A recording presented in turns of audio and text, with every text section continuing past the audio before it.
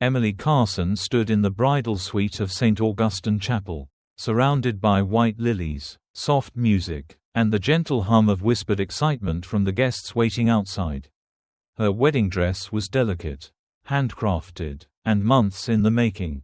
Her veil shimmered with tiny pearls. Today was supposed to be perfect. Today, she would marry Nathan Hale, the billionaire tech mogul who had stolen her heart and promised her forever. But something was wrong. The ceremony should have started 20 minutes ago. And Nathan had yet to arrive. Her best friend Sophie, a fierce New York attorney, tried to ease the tension in the room. He probably got caught in traffic. You know how he is. Wants every detail to be flawless. Emily nodded, but the unease in her chest tightened with each passing second. Nathan was meticulous. Yes, but never late. Never this late. She looked at the clock again. Her palms were sweaty. Her heart pounded like a warning bell. The door creaked open and the priest entered. His face was solemn. "Miss Carson, I'm deeply sorry, but we've just received word. Mr. Hale, he won't be coming." Silence. Everything inside her shattered at once. It felt like someone had pulled the floor out from under her. Sophie grabbed her arm, but Emily couldn't feel her touch. Her legs trembled. Her chest constricted. This wasn't happening. This couldn't be happening. She ran, out of the room, through the chapel, past the stunned and whispering guests. Her veil trailed behind her like the last thread of a dream unraveling. Outside, the sun mocked her with its warmth. She stood on the church steps, gasping for air. He was gone. No explanation, no message, no goodbye, just gone. A black SUV parked across the street caught her eye. Inside, she saw a silhouette. Nathan. He was watching her, phone in hand, face pale, but he didn't move. He didn't come to her.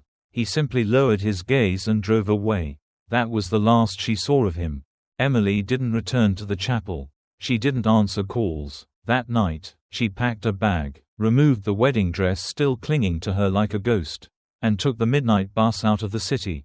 She didn't care where it went. Anywhere was better than Briarfield. She landed in a quiet town called Applewood Ridge, a place so small it didn't have a stoplight. Just winding streets, a bakery that smelled of cinnamon, and people who minded their own business. It was perfect. She rented a tiny room above the bakery, took a job as a barista, and tried to forget the name Nathan Hale. But forgetting wasn't easy. 2 months later, the nausea began, then the fatigue, then the fainting. She blamed it on stress until a pink test strip confirmed what her trembling hands feared. She was pregnant, alone, abandoned, and pregnant. She went to the local clinic, unsure of what she'd hear. What she didn't expect was the ultrasound technician smiling at her and saying, "Congratulations, Miss Carson, it's 4. Her jaw dropped. "I'm sorry. 4 what?" "4 babies. You're carrying quadruplets." The world tilted. She laughed and cried at the same time. She had come to Applewood Ridge to escape her past. Instead, her past had planted roots inside her. Emily worked harder than ever. She saved every tip, every extra shift, every dollar. She moved into a slightly bigger cottage on the edge of town. It wasn't much, just 2 bedrooms, cracked windows, and a creaky porch, but it was home. As her belly grew, so did her strength. The townspeople noticed. They began calling her the brave girl. They didn't know her story. They didn't need to. When the babies arrived, Liam, Lucas, Noah, and Oliver, her life changed forever. She barely slept. She barely ate, but she never complained. The boys were her universe. Liam had her stubbornness. Lucas was curious. Noah loved to draw. Oliver, the eldest by 4 minutes, tried to organize the others with gentle bossiness. 5 years passed. The cottage filled with laughter and sticky fingers. Emily taught part-time art classes to make ends meet. She sewed the boys' clothes. She became a master at bedtime storytelling, fixing broken toys, and baking muffins from scratch. Her heart healed, not completely, but enough. Nathan Hale became a faded page in a closed chapter, until one spring afternoon at the park. She had taken the boys to play. They were tossing a frisbee, climbing slides, and yelling over each other with the wild energy only 5-year-olds possessed. Emily sat on a bench, sipping coffee and watching them. Then she froze. Across the playground sat a man in a tailored suit. His hair was shorter, his face older, but she'd know those eyes anywhere. Nathan. Her breath caught in her throat. She tried to move, but her legs felt like stone. He looked up, their eyes met, and in that moment, time collapsed. He stood. She grabbed her bag. Boys, time to go. Mom, 5 more minutes. Now, she barked, but before she could gather them, his voice stopped her. Emily. She turned slowly. He walked closer, eyes wide, chest heaving. He looked at her, then the boys. Are they mine? Her voice was ice. Yes. He took a step back. Why didn't you tell me? Why? She snapped. Because you left me. You watched me from your car and drove away. You made your choice. I made a mistake. No, you made a decision. Mistakes are when you forget milk at the store. What you did was abandonment. The boys, sensing tension, wandered over. Mommy, who's this man? Emily's lips trembled. Nobody, sweetheart. Just someone I used to know. Nathan knelt. Hi there, I'm Nathan. Are you our uncle? Liam asked. Emily pulled them back. Go to the swings. I'll be there soon. The boys obeyed. Nathan straightened. I want to be part of their lives. You don't get to decide that now. They're my children too. No, they're mine. You had your chance. He left, but 3 days later, a letter arrived, a legal notice. He was suing for joint custody. Emily's hands shook as she read the papers. She called Sophie. He's suing me. Sophie flew in the next morning. We'll fight. In court, Nathan's lawyers spoke of stability, wealth, education. Emily spoke of scraped knees, lullabies, and midnight fevers. She showed photos, journals, school drawings. She showed love, raw, real, unrelenting. Nathan spoke too. He admitted he had been weak, controlled by his mother. I thought I was protecting her from my world. I see now. I abandoned the best part of it. The judge listened, weighed, and ruled. Primary custody remained with Emily. Nathan was granted supervised visits. Outside, he approached her. Thank you for raising them. She looked at him. Don't thank me. Be better. That night, she watched her sons sleep. Her heart ached, but something had changed. Not closure, not peace, but maybe a new beginning. Nathan Hale had spent the last 5 years building a reputation. One carefully curated for boardrooms, business magazines, and billion-dollar IPOs. But no headline ever mentioned the woman he left behind at the altar or the 4 sons he never met. That part of his past had stayed buried, until the moment he saw her again. Emily, and those 4 boys. The resemblance had been instant, undeniable. It had knocked the breath from his lungs and stripped every ounce of logic from his mind. Since that afternoon at the park, something inside Nathan had shifted, and for the first time in years, his focus wasn't on spreadsheets or shareholder meetings, it was on the lives he had abandoned. The court ruling had not gone in his favor. Emily retained full custody, but he had been granted supervised visits. It was more than he deserved, but not nearly what he wanted. He knew he had to earn his place, not through power or persuasion, but through presence. And so, on the first Saturday morning of the arrangement, Nathan showed up to Emily's cottage in Applewood Ridge, dressed down in jeans and a hoodie, holding a box of books and puzzles in one hand and a quiet resolve in the other. Emily opened the door with a guarded expression. She looked tired, more tired than he remembered, but still impossibly composed. The boys crowded behind her, peeking out with curiosity. Emily hesitated, then stepped aside. You can come in. The first visits were awkward. The boys weren't sure what to make of the tall man who brought unfamiliar toys and asked too many questions. Nathan didn't try to impress them with gadgets or gifts. Instead, he listened. He knelt to their level, asked about their favorite colors, what made them laugh, what scared him at night. And slowly, something began to change. Liam, the shyest, was the first to warm up. He brought Nathan a torn book and asked for help taping the pages back together. Nathan obliged. careful and silent, and when he handed it back, Liam smiled. That smile cracked something open inside Nathan he hadn't known was still alive. Over the next few weeks, he became a regular presence. He showed up with breakfast muffins. He helped fix the squeaky hinge on the front door. He read bedtime stories when Emily needed an extra hour of rest.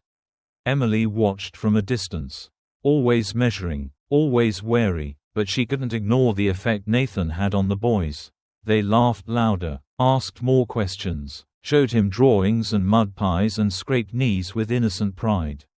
Still, she didn't let her guard down. One evening, after the boys had gone to bed, Nathan lingered. He was sitting on the porch, elbows resting on his knees, eyes on the stars. Emily stepped outside, arms crossed. They're asleep. He nodded. I figured. Silence stretched between them. Then he said, "Thank you for letting me be here." She didn't respond right away.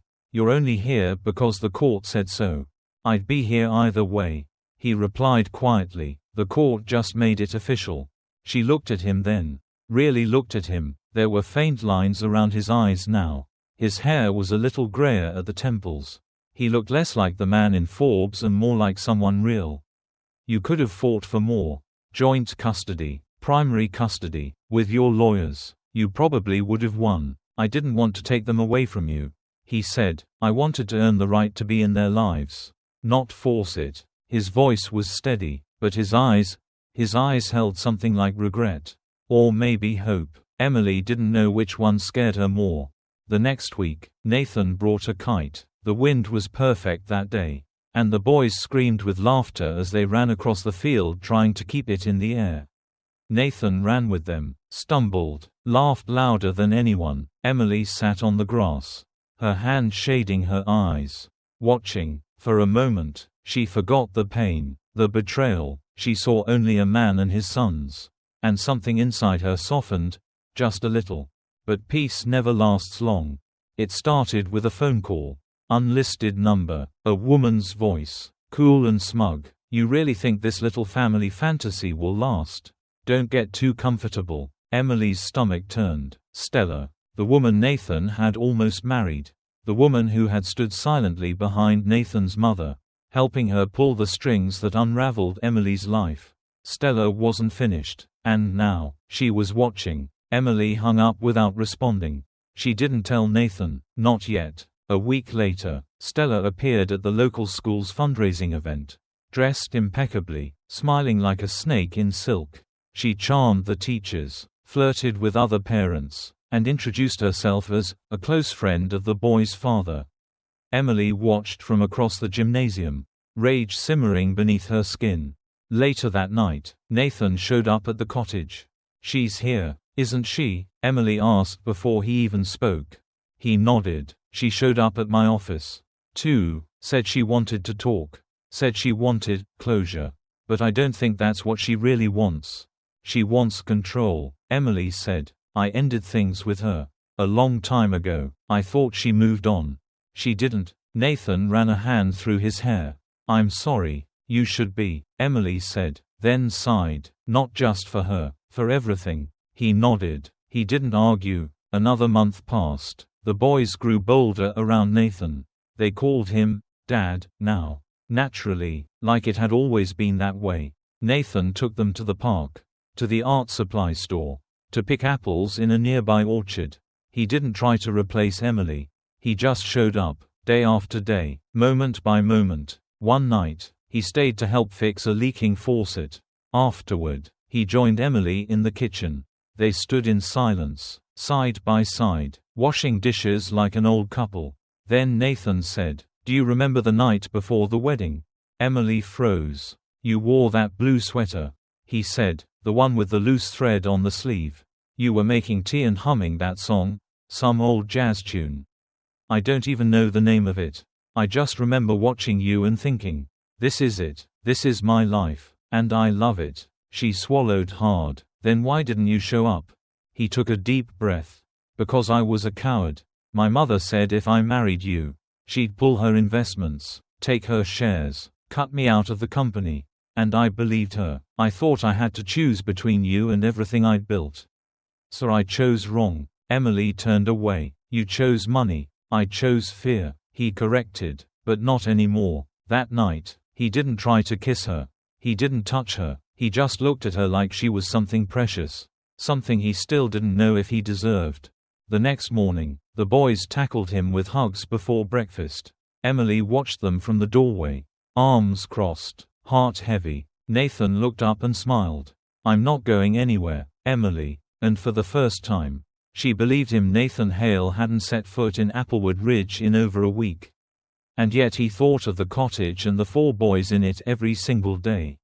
His meetings ran longer now, his focus thinner, and Haletech's quarterly numbers, once his obsession, suddenly felt like background noise to something deeper. Something that had grown in the quiet presence of bedtime stories and watercolor paintings. Emily Carson was still wary, of course. She had every reason to be. But she hadn't pushed him away. Not completely. And for Nathan, that sliver of space she gave him felt like the beginning of something fragile and hopeful. He clung to it. The boys had embraced him faster than he deserved. Lucas, with his endless curiosity, bombarded Nathan with questions about rockets and robots. Noah showed him every new drawing as though it were a masterpiece. Liam practiced soccer in the backyard and insisted Nathan be the goalie, even if he wasn't very good. And Oliver, always watching, always listening, had begun to mimic his father's mannerisms, standing with crossed arms or tilting his head the same way. Nathan soaked it all in. He started canceling trips, declining evening fundraisers, rescheduling board meetings. His assistant thought he was having a midlife crisis. His mother, Gloria Hale, was convinced he was losing his grip. But Nathan didn't care. He had missed 5 years. He wasn't going to miss another second. One Saturday morning, he brought over supplies for a treehouse. Not just a ladder and plank kind of project, but a real structure, blueprints, tools, safety harnesses, everything. The boys were thrilled. Emily, less so. "You're building him a fortress now?" she asked. Arms crossed. Nathan smiled sheepishly. "More like a memory." It took 2 weekends. The boys hammered nails, spilled paint, and fought over who got to name the rooms inside. Emily watched from the kitchen window. Her heart caught somewhere between suspicion and admiration. She had seen Nathan in boardrooms and headlines. She had never seen him with a measuring tape and grass-stained knees. That night, after the boys fell asleep in a pile on the couch, Emily handed Nathan a mug of tea and sat beside him. They didn't speak for a while. The silence wasn't uncomfortable, it was full. Then she said, "You're not who you were." He turned to her. "Neither are you." They smiled, and something softened. But peace, as always, didn't last. Stella returned. Not with threats this time, but with charm. She showed up at Nathan's penthouse unannounced, wearing a designer coat and a carefully constructed smile. She claimed she wanted to make peace, to be part of the healing. Nathan didn't believe her for a second. He told her he was done, that he had moved on, that the woman she once helped destroy was rebuilding his world from the ground up. Stella's smile cracked. "You think she'll forgive you?" she hissed. "You think she's not waiting for you to fail again?" Nathan didn't answer. He didn't need to. But Stella wasn't done. A week later, Emily received a visit from Child Protective Services. An anonymous report. Claims of unfit parenting, neglect, emotional instability. The officer left after finding nothing wrong. But Emily was shaken. She knew who had sent them. And for the first time in years, she cried not from sadness, but from fury. Nathan arrived that night to find her pacing the kitchen. "She's trying to take them from me," Emily said through clenched teeth. "She's still playing the same game. She won't win," Nathan said. "Not this time." But Emily didn't respond. Her silence said more than words ever could. The next morning, Nathan drove to Gloria Hale's estate. He walked through the marble foyer he once called home and told his mother, face to face, that he was cutting ties. Financially, publicly, permanently. Gloria didn't blink. "You'll come back." "No," he said. "I won't." And then he walked out. That evening, he arrived at Emily's doorstep with nothing but a duffel bag and a quiet look in his eyes. "What are you doing?" she asked. "Starting over." They didn't kiss, they didn't touch, but she let him in.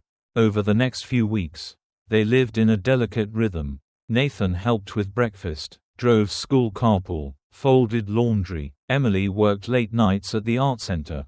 They passed like shadows at first, then like something warmer. The boys thrived. Their laughter became louder, their drawings more colorful. Then, one rainy Sunday, while Emily was grading student work, Nathan sat across from her at the kitchen table and said, "I love you." She didn't look up. "I know," she whispered. "I'm not asking for anything. I just needed you to know." She set down her pen. "I loved you once. I never stopped. But loving someone doesn't mean forgetting what they did." "I don't want you to forget," he said. "I just want you to see who I'm trying to become." She looked at him, and for the first time, she didn't see the man who left her at the altar. She saw the man who stayed. Weeks turned into months. They weren't a couple, not yet, but the way Emily handed him coffee in the morning, the way Nathan checked on her when she coughed at night, it was more than routine. It was quiet devotion. Then came Oliver's fall. He slipped from the monkey bars at school, hit his head, and was rushed to the hospital. Emily's world stopped. She stood by his side for 14 hours straight, refusing to leave the room. Nathan arrived minutes later, breathless, soaked in rain. He held Emily's hand for the first time in 5 years. When Oliver opened his eyes and whispered, "Dad," Nathan broke down. After they brought him home, Emily found Nathan in the boys' room, fixing a nightlight. "You stayed," she said softly. "I always will." And for once, she believed him. Nathan Hale never imagined a treehouse could change the way he saw fatherhood.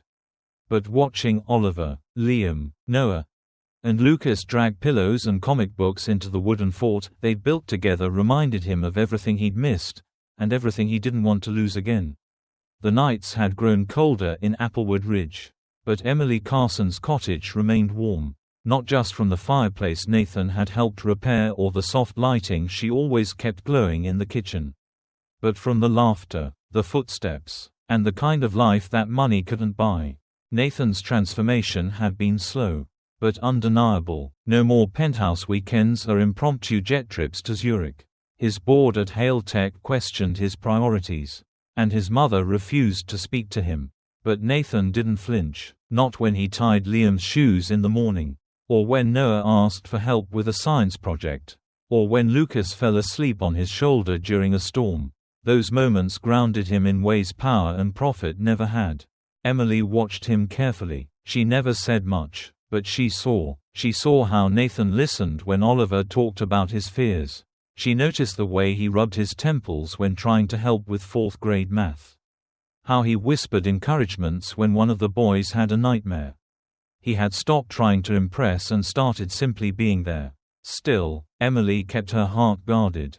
She had loved him once, deeply, but trust wasn't something she handed out twice.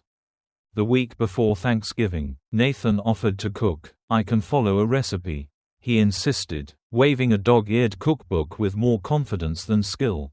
Emily raised an eyebrow. "You used to have chefs fly in from Italy. And now I'm the guy who burns toast in your kitchen." He grinned. He made stuffing that was too salty, turkey that was slightly undercooked, and pie that somehow collapsed on itself. The boys declared it the best meal ever. That night, as the wind howled outside, they all sat on the floor, wrapped in mismatched blankets, watching an old holiday movie. Emily looked around at the chaos, the crumbs, the laughter, the spilled hot cocoa, and for the first time in years, she felt peace, until the letter arrived. It came in a sleek envelope with no return address. Emily opened it cautiously and felt the chill before she finished reading. It was a notice from a private law firm. Stella had filed for guardianship review.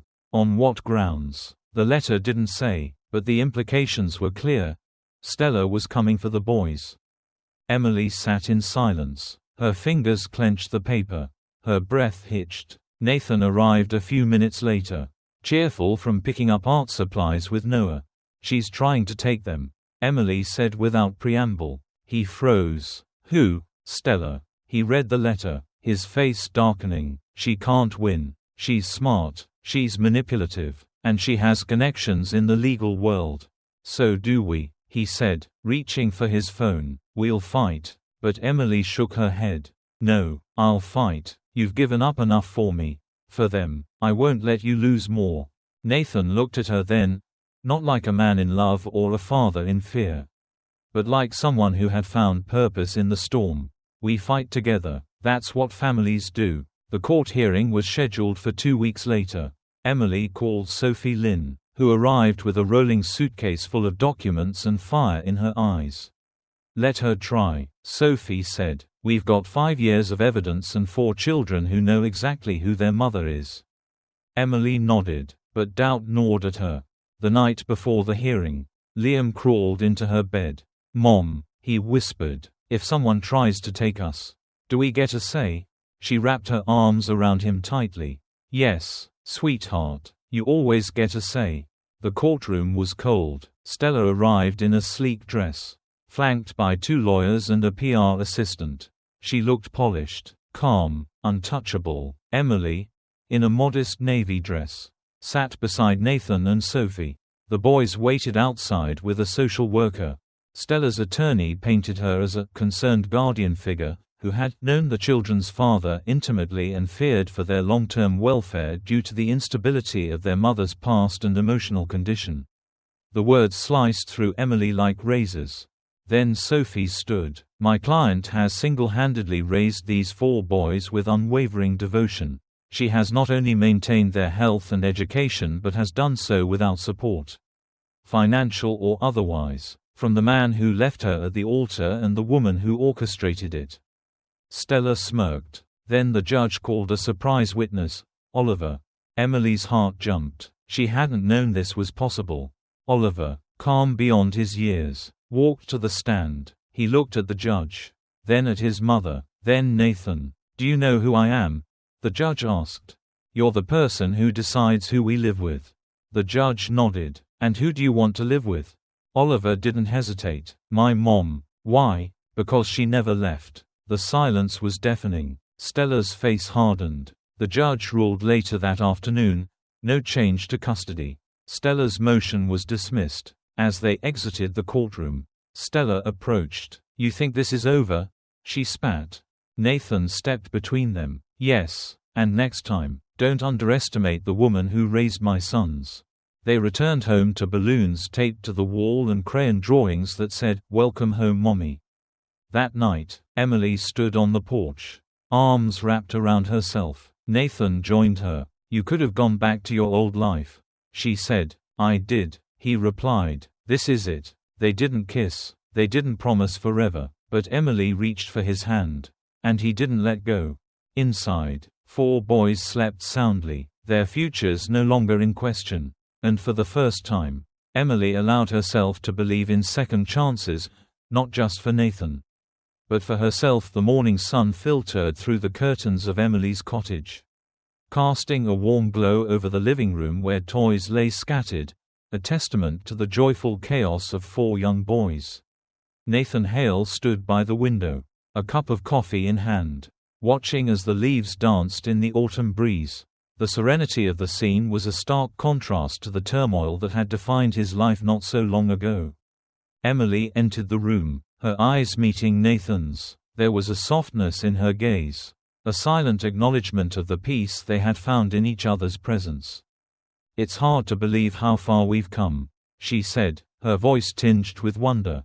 Nathan nodded, setting his cup down. Every day feels like a gift I don't deserve.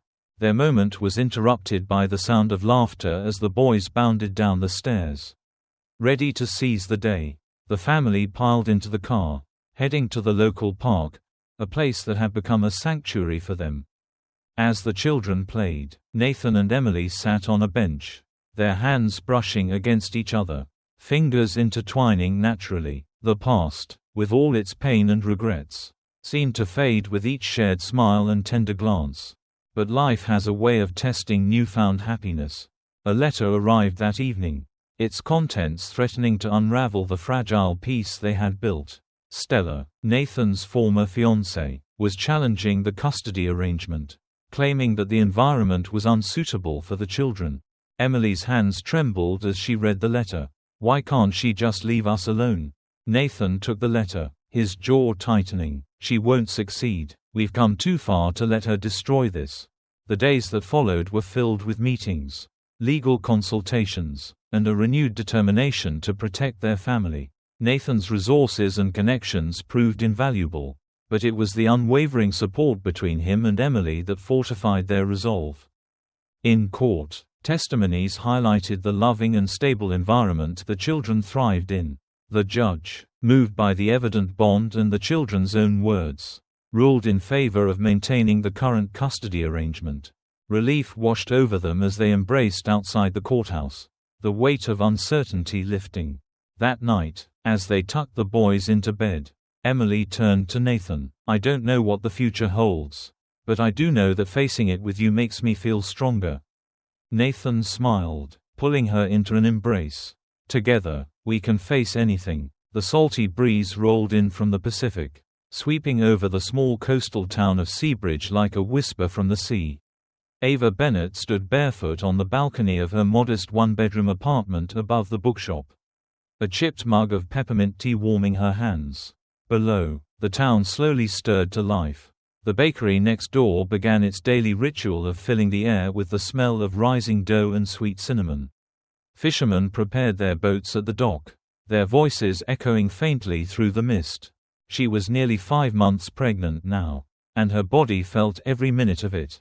Her belly, once small and easy to conceal beneath oversized sweaters, now curved proudly under her cotton dress.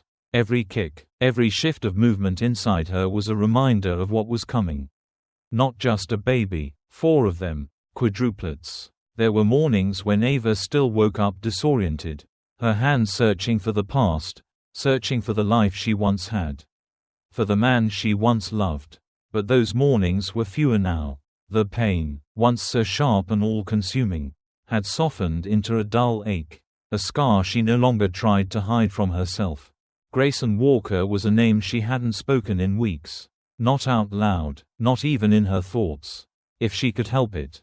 But sometimes, when she looked in the mirror and saw her tired eyes, or when the babies kicked in unison as if reminding her of their connection, she felt his shadow beside her. He didn't know, and she intended to keep it that way. The decision hadn't been easy. Part of her had screamed to tell him, to scream at him, to show him what he had thrown away. But another part, the deeper, more wounded part, knew better. Grayson had made his choice. He had looked her in the eye, then looked away. He had driven off and never returned. He wasn't ready for love, let alone fatherhood. Ava had spent the last few months preparing. She'd worked double shifts at the cafe until her feet swelled and her back ached. She'd sold the diamond necklace Grayson had given her the night he proposed, a glittering piece that once symbolized forever. Now a down payment on security.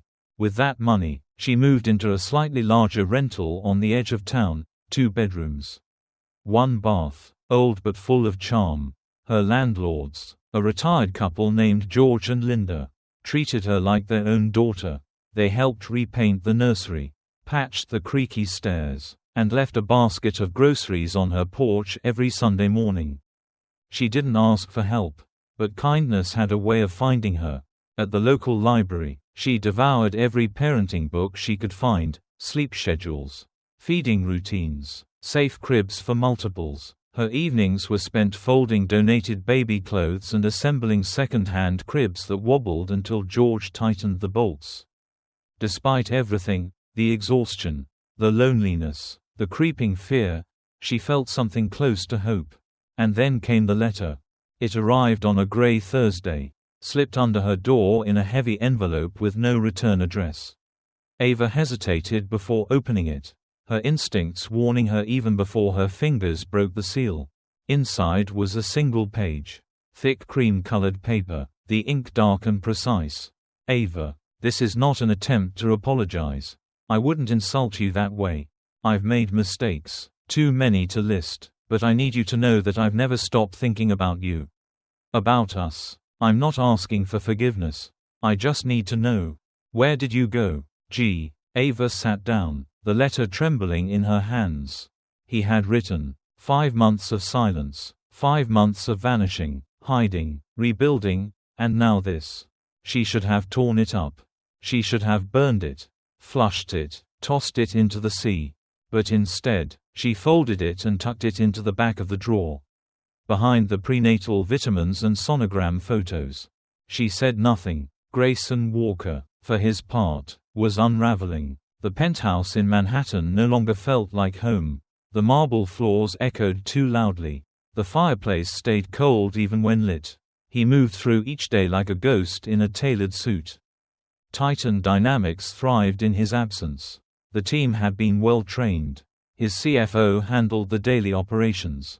His assistant filtered the calls. The stock held steady, but none of it mattered anymore. His nights were the worst. He'd come home to silence, pour a glass of whiskey he rarely finished, and stare out the floor-to-ceiling windows at the city that had once given him everything. He had built an empire, and lost something far more valuable. He had hired a private investigator, not out of control, but out of desperation. It wasn't hard to track Ava's name through hospital records once her pregnancy became documented in the system. Seabridge, Oregon, small town, coastal, population under 10,000. He'd been sitting on that information for weeks. Paralyzed. What right did he have? She had left. She hadn't reached out. Maybe she didn't want to be found. But the moment he saw the hospital record, her name, her due date, he knew. Ava was pregnant. The breath had been knocked out of him. The investigator hadn't known how many children, just that she was registered for a high-risk multiple birth. But that alone was enough. Grayson had boarded his jet that same night. Seabridge was a different world. Quiet, sleepy, clean. His driver dropped him at the only hotel in town, a quaint inn with doilies on the pillows and cookies in the lobby. He didn't go to her immediately. He walked the streets for hours instead, passing the bookstore with the little upstairs window that glowed faintly through lace curtains.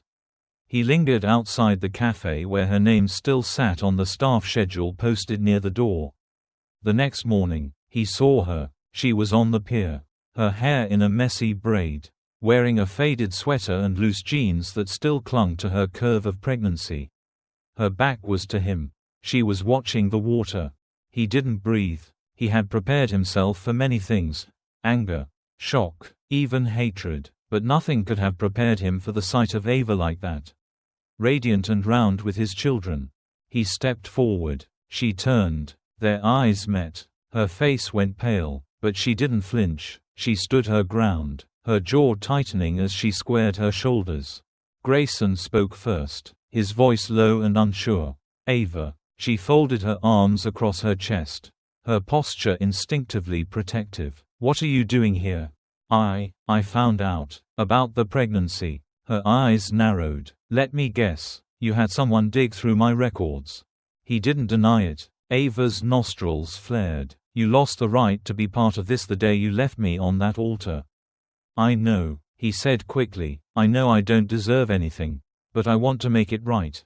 You can't. Let me try. She turned away from him, looking out over the water, her voice trembling. Do you know what it's like to wake up alone, day after day, growing 4 lives inside you, terrified and excited and sick out of your mind, with no one there to hold your hair or rub your back or tell you you're going to be okay?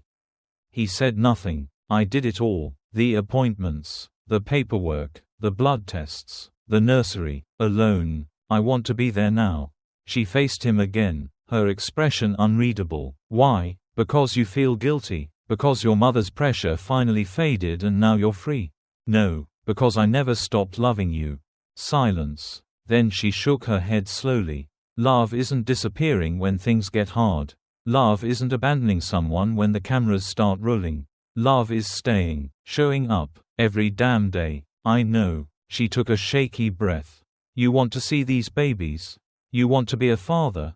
Then you better be ready to prove it. Not once. Not today. Every day. I will. I don't believe you, she said softly, but maybe one day, I'll want to. With that, she turned and walked away, her hands cradling her belly. Grayson didn't follow, but he didn't leave town either. He wasn't done. Not yet. 3 weeks had passed since Ava Bennett had seen Grayson Walker standing on that pier. The ocean behind him and regret in his eyes. She hadn't expected him to show up, certainly not after everything he had done.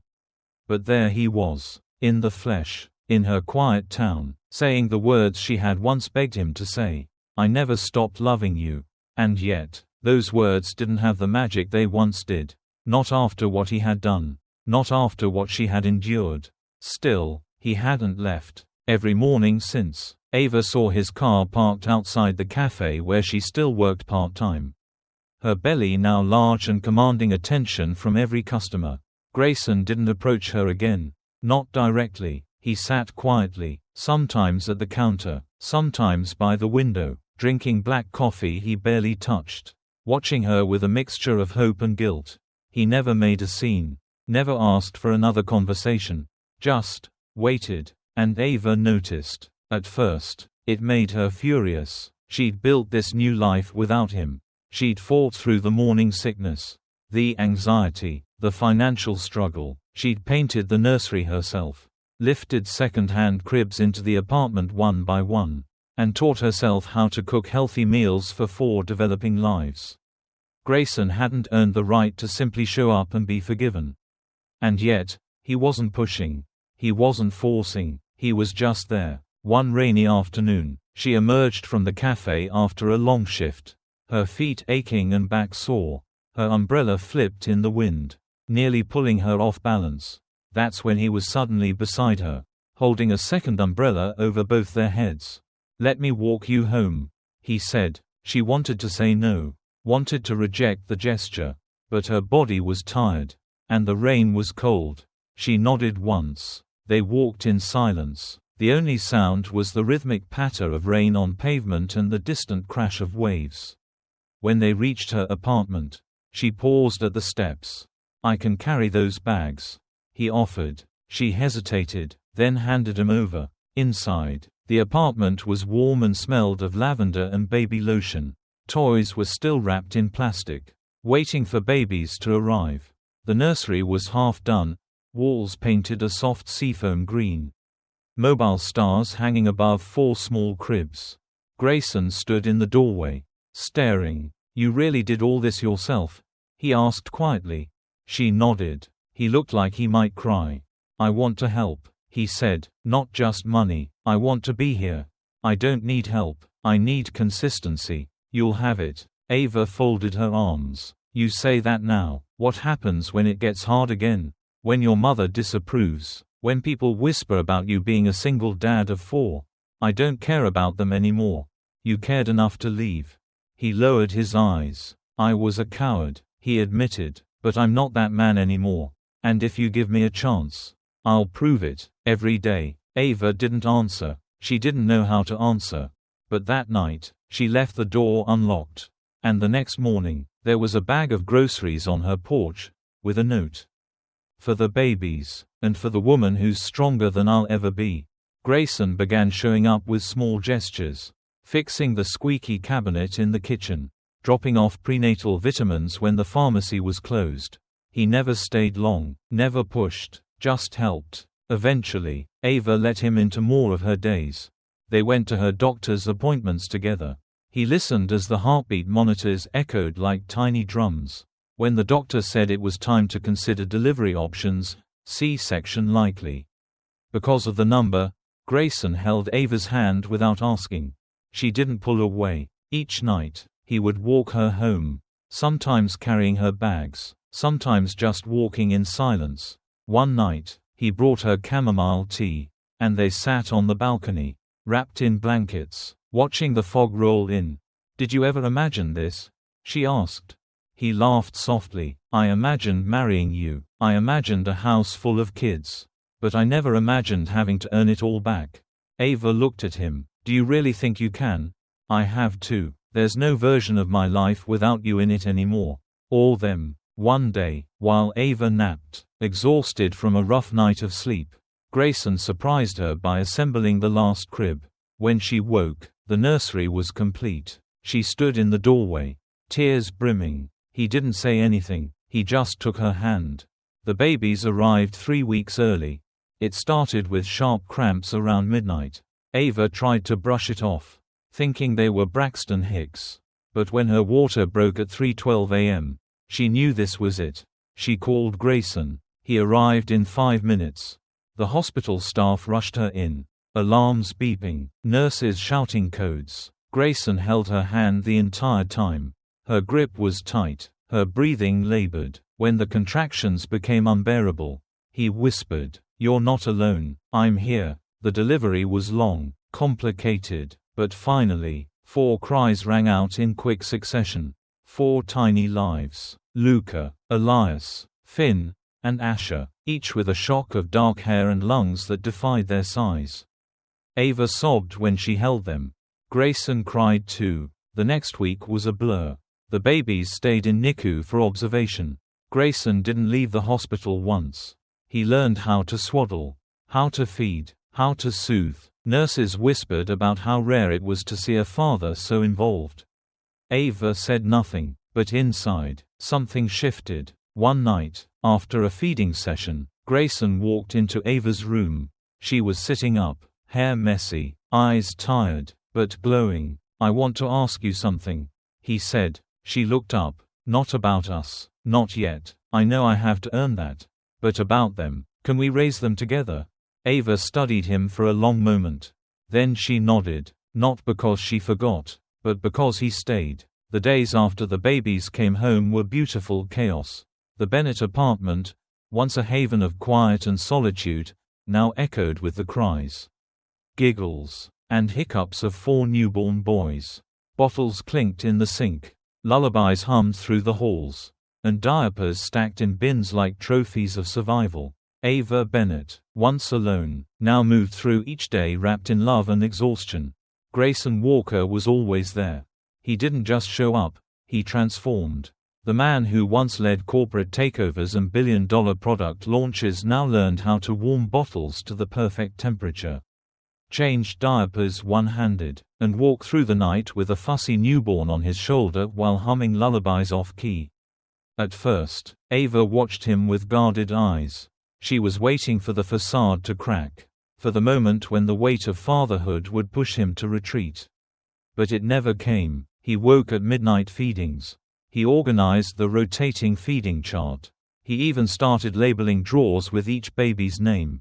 There were still moments of friction, small disagreements about formula brands, nap routines, pacifier types, but they talked through them. Grayson didn't try to control. He listened, learned, and adapted. And slowly, Ava began to let down the last walls she had built around her heart. Then came the news segment. One evening, while Ava folded baby clothes on the couch and Grayson rocked Asher near the window, a breaking news alert flashed across the muted television screen. Grayson grabbed the remote to turn up the volume. Former fiancé of tech billionaire Grayson Walker speaks out after his sudden disappearance from the social scene. The anchor said, "Vanessa Monroe." She appeared on screen, poised and stunning, sitting in a chic Manhattan apartment, a soft smile on her lips and venom in her voice.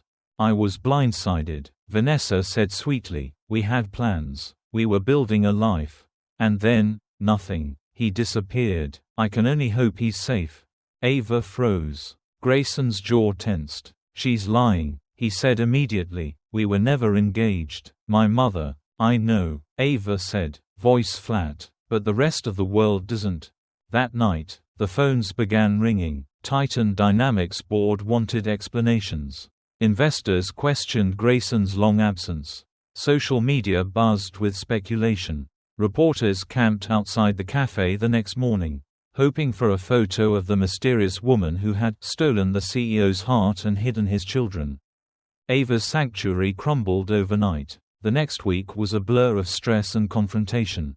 Vanessa came to town. She showed up at the cafe in designer heels and a camera-ready coat, pretending to order coffee while sizing up Ava with a polite smile.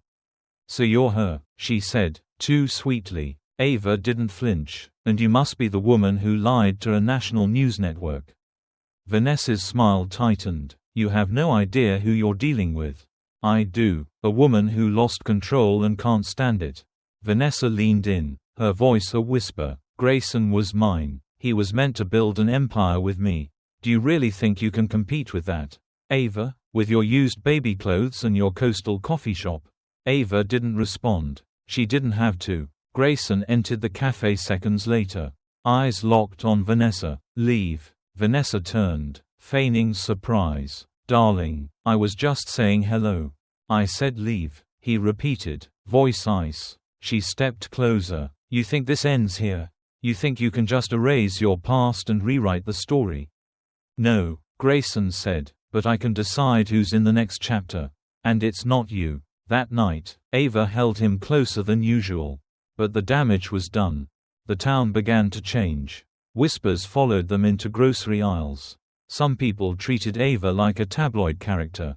Others offered pity. The bookstore owners received calls from media. A gossip site leaked photos of the babies. Paparazzi camped outside their small home. Ava snapped. This isn't sustainable, she said, voice sharp. They're babies, Grayson, not headlines. I'll fix it, he promised. How? Grayson did what he knew best. He took control. He flew to New York the next morning and called a press conference. Cameras flashed as he walked onto the stage alone. Hair tousled, suit unbuttoned, exhaustion evident. My name is Grayson Walker, he began. I'm the CEO of Titan Dynamics. But more importantly, I'm a father of 4 incredible boys. And I love their mother more than I ever thought possible. He paused. I made mistakes. I left someone I loved because I was afraid. Afraid of judgment, of failure, of not living up to the expectations others had for me. I let those fears ruin the best thing in my life. But I'm not afraid anymore. I'm here to protect my family, not my reputation. He ended the conference without taking questions. The video went viral. Support poured in. People who once whispered now applauded. But most importantly, Ava watched from the couch in Seabridge, tears streaming down her cheeks as their 4 boys slept soundly in their cribs. That night, when Grayson returned, she met him at the door. You really meant every word? She asked. Yes. Then come inside. We have a family to raise. Seabridge softened with spring. The gray winter skies brightened. And with them, so did the Bennett Walker household. The days grew longer, filled with baby giggles, the scent of fresh laundry drying on the line, and the subtle rhythm of a life Ava never imagined she could have again. Grayson had stayed, not just physically, but emotionally, mentally, and completely. He was there in the middle of the night feedings, in the chaos of bath time, in the quiet moments when one of the boys couldn't sleep unless he was gently rocked. He had gone from outsider to irreplaceable, not through grand gestures, but through everyday effort. The town, once cold from scandal and whispers, had warmed too. Grayson had started showing up at local charity events. He helped repaint the public library. He bought new playground equipment for the town square under the condition that no press would be involved. Slowly, people saw him not as the billionaire who abandoned a bride, but as the father of 4. Trying, really trying. Ava noticed. She noticed how Luca clung to him at nap time, how Elias always offered him his favorite toy, how Finn babbled, "Da," when Grayson entered the room, and how Asher, always the quietest, rested more easily when Grayson was near. And she noticed herself, noticing him again. One evening, after the boys had finally gone down for a nap at the same time, a miracle. Ava stepped onto the back porch where Grayson sat with 2 mugs of tea. He handed her one, and she accepted without hesitation. They sat in silence, the stars blinking awake above them. I was thinking, Grayson said, about building a deck out here. Maybe with a swing, somewhere we can sit when the boys are older. Watch them play. Ava smiled softly. That sounds wonderful. He turned to her. You've let me in. You've trusted me with pieces of your life I thought I'd never touch again. I know I broke you. But every day, you let me prove I want to fix what I can. You've done more than I expected. I want to give you more than that. He stood suddenly and pulled something from his pocket. Ava's heart skipped. A small wooden box. He knelt, not with fanfare or a crowd, but quietly, under the stars, where their life had truly begun again. "Ava Bennett," he said, voice steady, "I was a fool to leave you. But it taught me who I was. And losing you showed me who I want to become.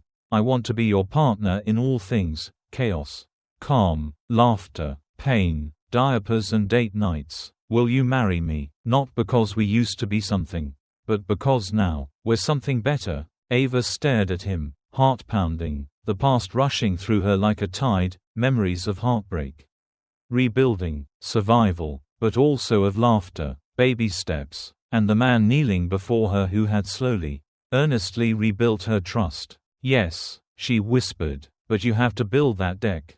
He laughed, tears in his eyes. "Deal." The wedding was simple, not lavish, not televised, just a white gazebo in a garden by the sea.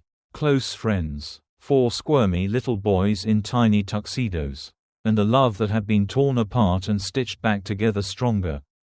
This time, when Ava walked down the aisle, Grayson was waiting, eyes full of awe, hands steady, heart whole, and this time, she said, "I do," not with hope, but with certainty. Marriage didn't solve everything. It wasn't a fairy tale ending. There were no perfect mornings with fresh flowers or music playing in the background while the babies cooed in harmony. What came after the vows was real life, raw, unfiltered, and beautiful in its imperfection. Ava and Grayson returned from their brief honeymoon, a 2-day retreat in the mountains gifted by George and Linda, into a home that now pulsed with activity. 4 infants, all crawling now, had turned their peaceful cottage into a battlefield of baby gates, rubber toys, and pureed carrots smeared across furniture. Sleep came in fragments, usually interrupted by at least one child needing something urgent, food, comfort, or simply attention. But Ava had never felt more complete. She watched Grayson hold Luca against his chest while reading aloud a news article just to soothe him. She caught him sneaking extra kisses to Elias before bed, or pretending to lose a toy battle with Finn just to hear his son giggle. And she saw how Asher, the quietest and most observant, reached out for Grayson in ways he hadn't before, as if he, too, had learned to trust the man who stayed. Grayson, for his part, adjusted slowly. He tried to work from home more often, setting up a small office in the guest room, filled with whiteboards and video call gear. But the reality of being CEO of Titan Dynamics meant that silence was rare, and free time rarer still. There were mornings he kissed Ava on the forehead and rushed to an emergency call before even sipping coffee. And nights he came home well past the boys' bedtime. Ava never complained, but she noticed. One night, as she stood on the porch watching the fog roll in, she heard the front door creak open behind her. Grayson stepped out, tie loose, shoulders heavy. "Long day?" she asked. Not unkindly. He leaned on the railing beside her. "It's always a long day." She looked at him carefully. "And us? Are we just what fits around your schedule now?" He turned to her sharply. "That's not fair, isn't it?" she said quietly. He was silent for a long moment. Then, "I'm trying. I know," she whispered, "but trying doesn't tuck them in. It doesn't hold me when I cry from exhaustion. It doesn't see the way I sometimes stand in the hallway just to hear them breathing." "I didn't mean for this to happen," he said. "I thought I could balance it." She turned to him, eyes soft but firm. "They don't need balance. They need presence." Grayson didn't answer. That weekend, Titan Dynamics launched a new product, one Grayson had spent months developing remotely. The success was explosive. Stocks soared, media buzzed. His board demanded a press tour. He said no. He told them his place was home. Some called it irresponsible, others called it brave. Ava called it the first real choice he'd made entirely for them. Still, sacrifice had a price. Their finances, once boundless, began to tighten. Grayson took fewer clients. Ava returned to part-time work at the cafe for normalcy. They shared household chores. They traded off midnight feedings like champions. They argued sometimes, about nothing and everything, but always came back to center. One evening, during one of those rare quiet moments, Grayson sat on the floor in the nursery, surrounded by tiny socks and blocks. Ava stood in the doorway, arms crossed, watching him with a small smile. "I miss New York sometimes," he said, not looking up. Not the city, just the illusion of control. Out there, everything obeyed rules. Here, these 4 dictators rule my calendar, my heart, and my sleep. Ava laughed. "Welcome to the revolution." He looked up. "Do you regret it?" She walked over and knelt beside him. Not 1 second. They kissed, tired but certain. But peace, they'd learn, was never permanent. The next day, while Ava was at the market, Grayson got a call. It was Evelyn Walker, his mother. She hadn't spoken to him since the wedding. Her pride wounded, her power diminished. She'd stayed silent. Until now. "Grayson," she said smoothly, "there's a situation." He almost hung up, but her next words stopped him. "There's a leak in your company. Something big, and your children might be targets." His blood ran cold. "Explain." She didn't hold back. A rival firm had hired a private investigator to dig into Grayson's new life. Word was out that he'd left the board, that his time was split, that he was distracted. A security breach at Titan Dynamics had opened a door for corporate espionage, and in retaliation, someone had traced Grayson's family. Threats were made, indirect, but chilling. Grayson hung up and called Ava immediately. She came home within minutes. Groceries forgotten in the backseat. They sat in the living room, holding each other, watching the monitor as the boys napped. "They're just babies," she whispered. "I know. What do we do?" Grayson was already texting his head of security. Within days, a discreet team was assigned to their home. Cameras installed, routes monitored, a silent shield wrapped around their lives. But trust had cracked. Not in each other, but in the world. "We moved here to be invisible," Ava said one night. "We can't be," Grayson replied. "Not anymore." So they adapted. Again. Because love, they had learned, wasn't just about holding hands on a beach. It was about building shelter when the storm came, and staying in it together. The calm they fought so hard to build had begun to feel like a fortress, secure. Yes, but also suffocating. Since the threats emerged, Grayson had transformed their once warm and welcoming home into a high-security compound. Cameras watched every corner. A silent SUV sat parked down the block, occupied by a private security agent at all hours. Even the local cafe staff had been vetted. Every smile now felt suspicious. Every stranger at the grocery store looked like a possible threat. Ava tried to pretend it didn't bother her. But it did. It started subtly. A hesitation before opening the blinds. A flinch at the sound of footsteps outside. A sense of being constantly observed, even when she rocked Asher to sleep in his room. The boys, too young to understand, had begun reacting to the tension in the air. Finn cried more. Elias clung more. Luca became restless in his sleep. Asher, always quiet, withdrew even more. Ava's sanctuary had become a cage.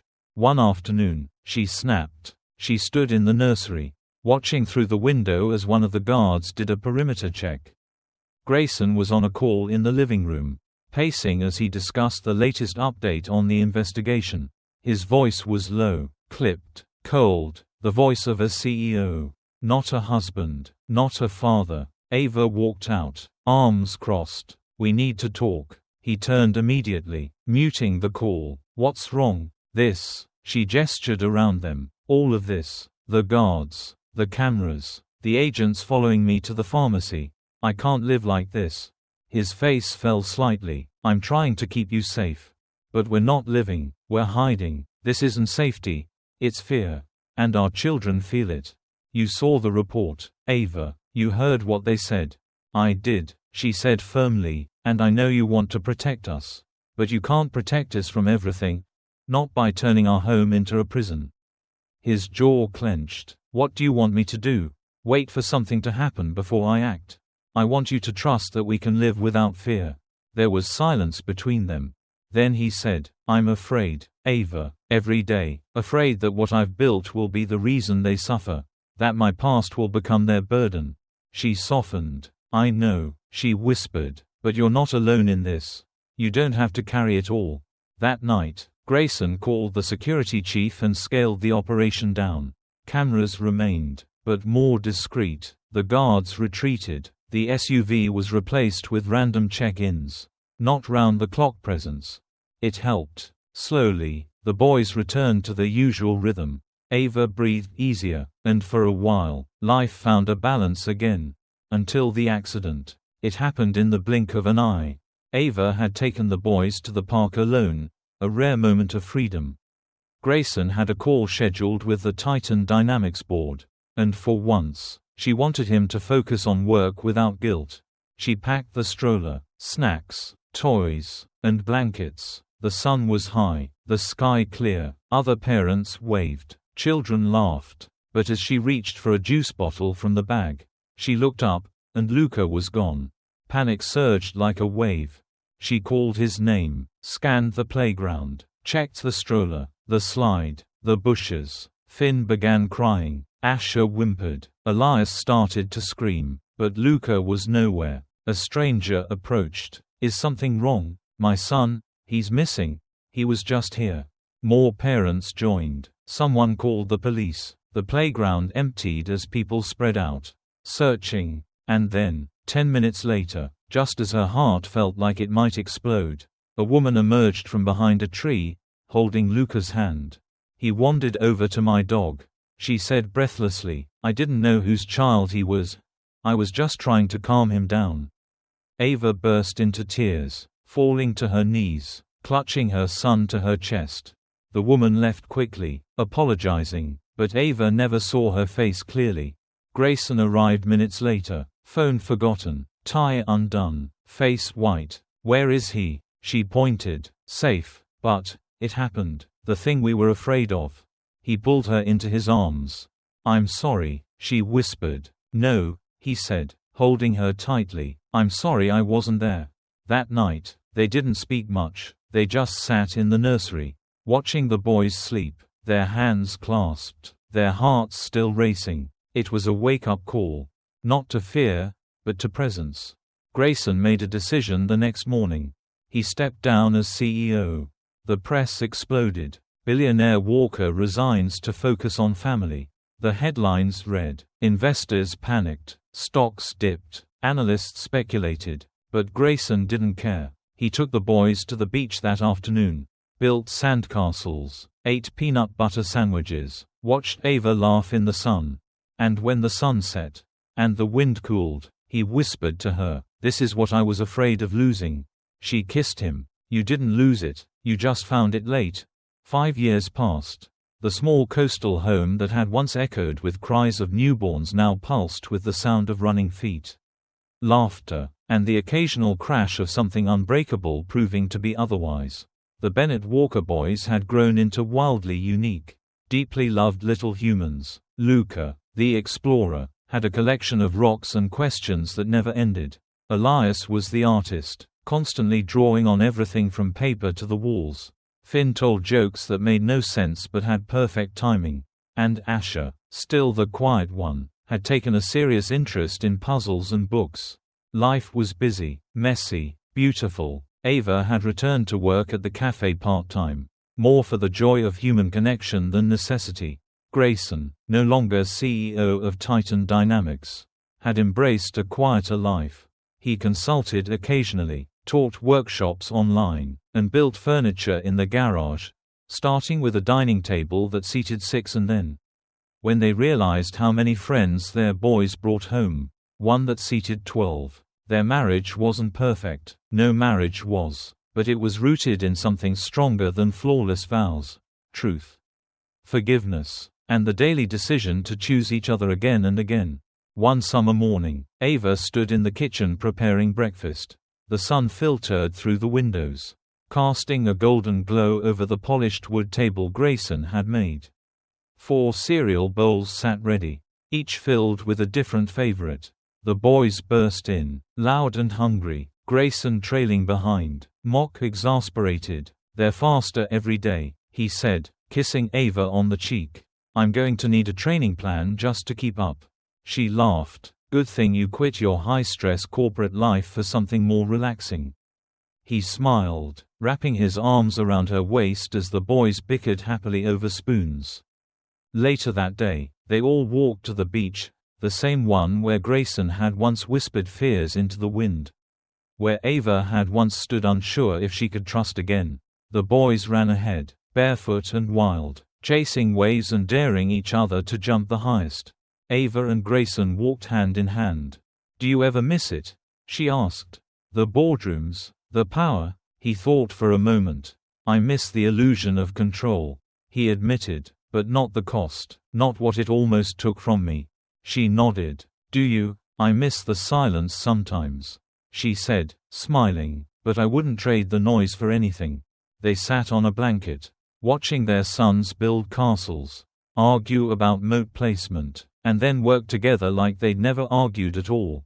As the sun began to dip below the horizon, casting fire across the ocean, Ava rested her head on Grayson's shoulder. "You know," she said, "if someone had told me that the man who left me at the altar would be the man I'd build everything with, I wouldn't have believed them."